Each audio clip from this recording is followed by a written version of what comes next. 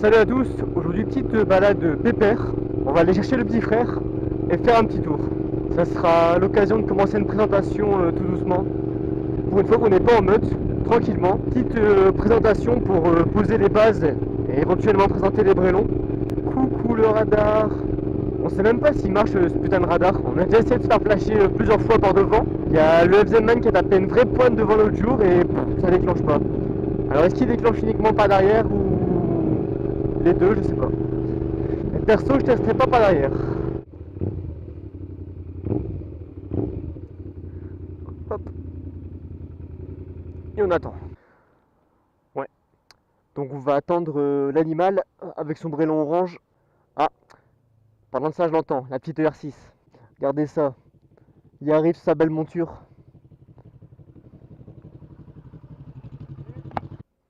Attention, il va virer la chicane. Oui, il va être content là. ER bordel incoming. C'est un truc de fou le bruit de cette moto. Regarde ça, j'ai un truc vide, lui à son pot, il fait plus de bruit que moi. Pour l'instant, ce que je veux, c'est faire du bruit. Écoute, écoute, écoute.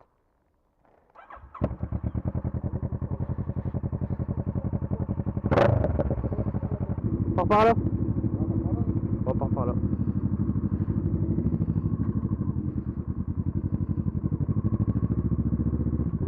Voilà, ça fait plusieurs mois qu'elle est avec la chicane, donc j'ai décidé de la libérer un peu. Pour qu'elle respire de temps en temps. Alors aujourd'hui, cette vidéo sert un peu à présenter la chaîne, notamment. Ouais, elle est vraiment marrante cette petite moto. Le R6, c'est vraiment une bécane facile à prendre en main. Bah, c'est normal qu'elle cartonne au permis. C'est pas la plus légère, mais niveau confort quoi, et prise en main, tu t'assois dessus, c'est comme si j'avais depuis toujours la bécane. Alors qu'est-ce qu'on trouvera sur la chaîne? Qu'est-ce qu'on va trouver sur la chaîne? Des vidéos de balade. Écoute.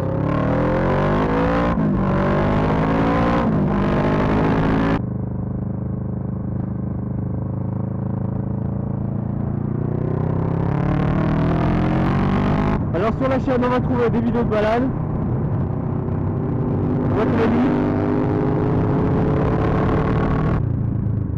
Donc ouais, des vidéos de balade avec des potes. On va voir un petit peu de mécanique, un peu d'adaptation, du bricolage. Parce que je trouve que ça manque un peu sur YouTube. Du gaz.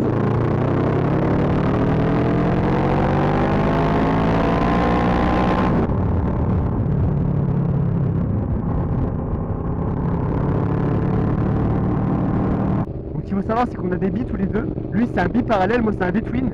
Donc bi-parallèle, il y a les deux pistons qui sont l'un à côté de l'autre qui bougent.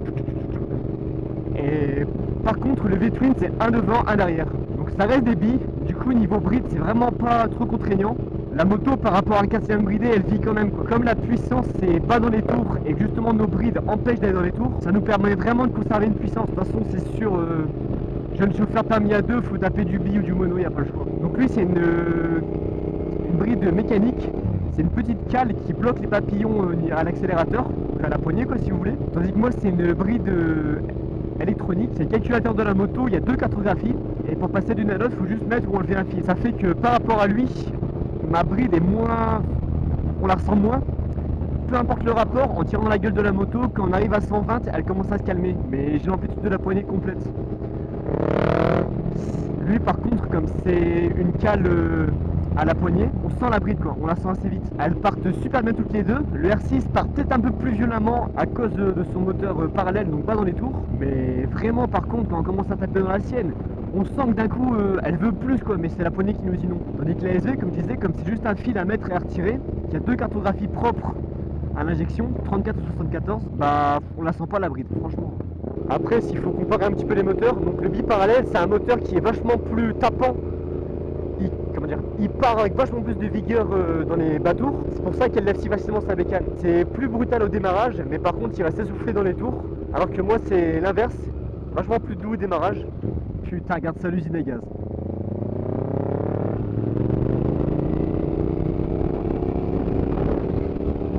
Ouais, donc je disais, la grosse différence entre le moteur, c'est le bi-parallèle.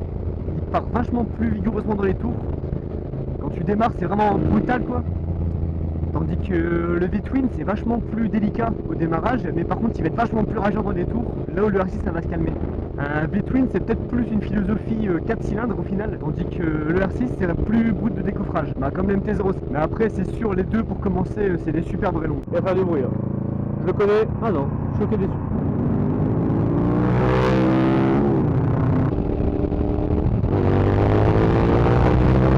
Bon, je pense qu'on va se poser pour présenter les bécanes. Ah ouais, c'est ici qu'on avait fait des photos. Donc moi c'est un SV150 version S de 2007. Donc c'est les injections à cadre d'aluminium plat.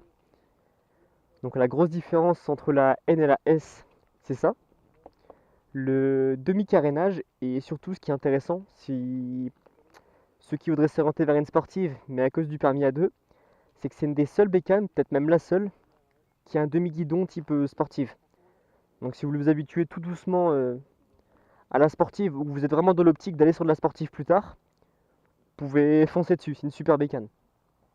Après, toujours pour rester dans la différence entre la N et la S, la N du coup elle a juste son petit phare rond, un guidon roadster droit, mais surtout ce qui change et qui va pas se voir, c'est le pignon de sortie de boîte. Sur la N c'est un 14, du coup vous aurez vachement plus d'explosivité au démarrage, elle va être plus nerveuse à prendre ses tours, par contre moins de vitesse max. Et la S du coup a un pignon de 15, du coup peut-être plus douce au démarrage, mais elle va prendre plus de vitesse qu'une N. Mais sinon après globalement, ça reste les mêmes bécanes à part le carénage et le guidon. Autre truc, j'ai vraiment pas fait exprès en l'achetant, mais coup de bol, comme c'est le modèle 2017, comme c'est le modèle 2007, j'ai 2 bougies par cylindre, un double allumage. Donc niveau performance ça sert à rien, mais par contre elle consomme mais que dalle, vraiment rien du tout. Genre j'arrive à allumer ma réserve aux alentours de 300 bornes à peu près. Quand j'allume la réserve il me laisse 4 litres, donc je suis sûr que je peux taper un 350 à peu près. Bon après qu'est-ce que j'ai fait dessus? Je me suis fait chier à adapter ça. Un petit SC Project qui va bien, donc en titane. J'ai dû me faire chier à fabriquer le manchon et tout, mais le rendu il est top. Par contre actuellement ouais le son c'est un peu violent quoi, sorti 61 mm. Je suis en train de bricoler une chicane aussi, mais ça devient bon, tout doucement. Ok, bah comme j'ai dit c'est une Kawasaki ER6 de 2007. Donc c'est le premier modèle, bicylindre parallèle, tout con, ça marche super bien, simple et efficace. J'ai rajouté les liserés orange, le poicre monté nous-mêmes. Après j'ai fait des petites touches, des petites conneries genre ça en carbone, ça aussi les réservoirs. Parce qu'en fait ça je l'ai fait parce qu'en fait de l'autre côté elle est tombée à l'arrêt. Du coup il y a un petit enfoncement là, celui-là je l'ai laissé en mousse. Faut que je fasse les deux en carbone. Trappe de réservoir fait en carbone moi-même. Ça c'est les rétros Kawasaki des années plus récentes, parce que ceux d'origine c'est des carrés moches. Après les poignées, enfin levier d'embrayage et de frein ER6 réglable en distance, et quand tu te casses la gueule ça se rabat. Après les poignées Barracuda avec les embouts de guidon sont en alu, guidon LSL aussi j'ai oublié. Ça c'est un indicateur d'un pas engagé, c'est rigolo. Bon le mien n'est pas encore bien paramétré, du coup ça fait de la merde. Et c'est tout, je pense on a fait le tour. Ah oui, attention, la touche qui fait tout. Eh ouais mon gars, moi j'ai des bouchons de valve orange. Je suis sûr qu'il a oublié de dire que ces trucs là sont en carbone. Protège le radiateur. Avec le pot à cras déchicané, pas de catalyseur, rien. T'as ton tube et un pot.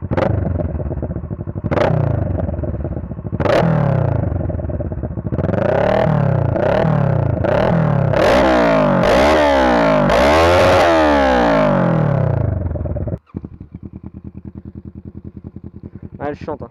Là, ce coup-ci, pas de chicane. Vas-y.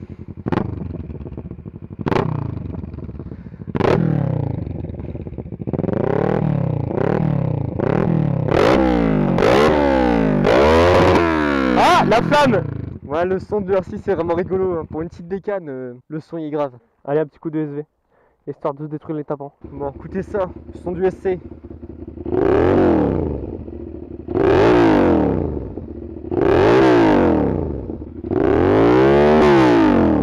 Cool le son.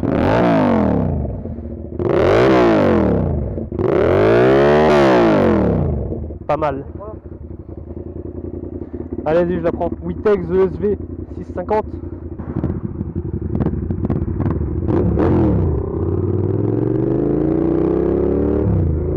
Ouais, c'est rigolo, franchement. J'aime pas la position de conduite, mais le moteur est rigolo. Après, ouais, elle est belle, hein. Elle est super belle.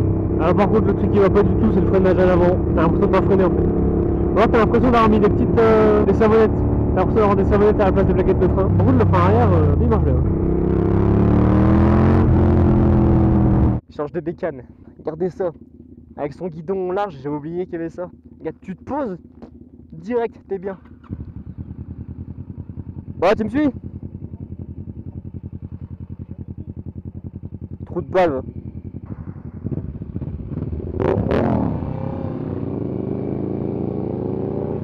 Ouais, elle est cool la SV, c'est vraiment une moto que j'aime bien. Après, c'est dommage, je trouve qu'on en voit moins en moins des SV. Je sais pas, vraiment, en jeune permis, foncez dessus, il y a des super occasions. Putain, regarde ça aussi devant, trou de balle. Il y a des super occasions, c'est plus une moto qui attire, pourtant on a que des avantages. Increvable en plus. Après, sa petite R6, elle est marrante quand même. Tu te poses franchement, t'as avec ta bécane que tu as toujours eu. Par contre, vous pourrez me dire si d'autres personnes sont dans le cas. Si vous avez un guidon pareil, bracelet, vous êtes des sportifs vachement plus radicales, est-ce que quand vous prenez un roadster, ça vous fait bader? Franchement, moi dès que je reprends un gars, je fais enfin, je sais pas, t'es pas bien.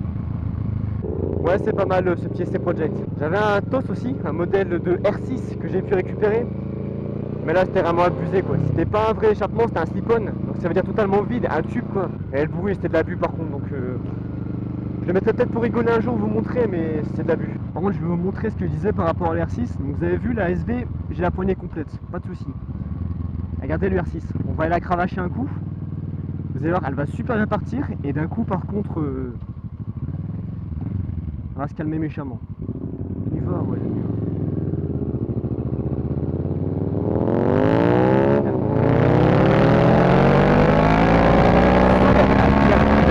Plus rien.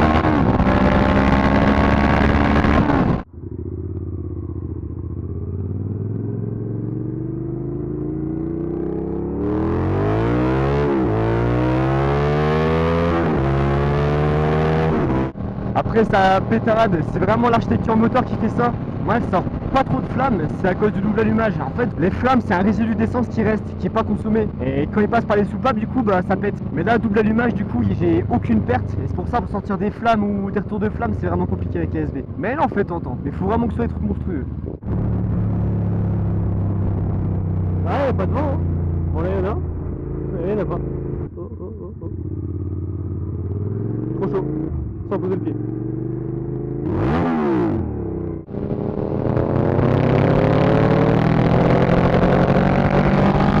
Ah regardez ça, la bride qui est horrible. Regarde ça le sportif là, ça te fait rire de faire ça à chaque fois. Non, après si je devais... Un défaut de la SV clairement c'est son frein avant. Il freine mais vous n'avez pas de feeling en fait. Ça freine à la fin, faut vraiment estourer la poignée. Attention, il y a du mordant mais il n'y a pas de feeling. Et le truc marrant c'est que le R6 justement à l'avant elle freine grave, freinage exemplaire. Par contre son frein arrière il pue de la gueule. Franchement il n'y aurait rien, ce serait la même chose. Alors que la SV c'est l'inverse, c'est le frein arrière qui fait quasi tout. Après... Ouais, bien vu. Je pense que le R6 c'est vraiment une moto qui convient mieux aux jeunes chauffeurs si vous êtes pas trop confiant. Une ESV c'est quand même un petit peu plus technique à emmener. Genre pareil, elle a un frein moteur de fou, vous sautez 2 vitesses, la royale elle bloque. Peu importe, hein, franchement. J'ai déjà fait peur de 3 fois. Faut vraiment rouler au frein moteur mais il faut connaître la bécane. Après c'est sûr, pareil, le guidon bracelet c'est un peu technique à emmener au départ, mais on s'y fait vite. On me disait beaucoup, ouais t'auras mal aux avant-bras et tout, mais franchement, au bout de 2 semaines, pas de problème. Après une autre différence, donc la SV elle a son cadre aluminium. Donc ça pèse moins lourd que de l'acier et c'est pour ça que c'est vraiment un vélo. Je pense qu'avec le pot d'origine, ouais le pot d'origine et bah, tout ce qui est d'origine quoi qui sert à rien, elle est donnée pour 175 kg tout plein fait je pense. Enfin, c'est vraiment pas grand chose. La S un petit peu plus lourde forcément que du demi-carénage, mais bon. Alors qu'une R6 pareil, tu vois, tu vas dessus c'est un vélo direct, t'es bien. Mais par contre elle est un petit peu plus lourde. Mais après elle est tellement bien proportionnée que ça se sent pas. Mais le R6 tout plein fait, on tape les 220 kg je pense. Et c'est ça le gros renouveau de l'ER6 qui s'appelle Z150 maintenant. C'est qu'ils ont vachement travaillé le cadre, c'est un cadre tubulaire et pareil elle est à 180 kg maintenant. Sacrée cure d'amincissement.